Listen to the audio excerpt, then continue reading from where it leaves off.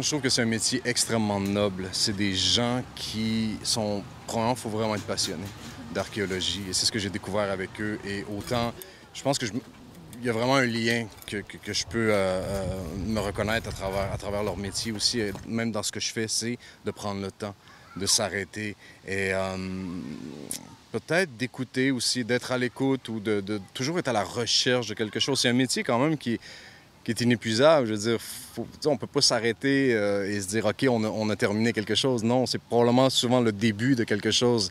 Et c'est ce que je trouve fascinant de l'archéologie. C'est une belle façon que ces gens-là ont de nous raconter l'histoire ou plutôt de venir nous confirmer certaines choses. Si ça peut inspirer les jeunes à s'intéresser à l'archéologie et de découvrir qu'il y a plusieurs façons de s'éduquer, ça sera ça de gagner pour moi en tant que porte-parole.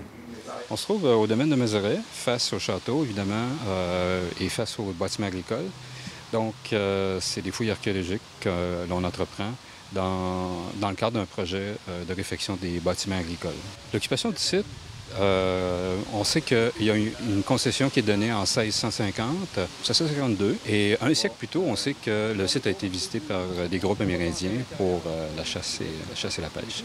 Donc, à partir de là, on anticipe du matériel de cette époque, au niveau de la préhistoire et au niveau de l'occupation historique également, une maison de ferme du 17e siècle et également une occupation au niveau de la ferme du séminaire qui commence au début du 18e siècle jusqu'au milieu du 20e siècle.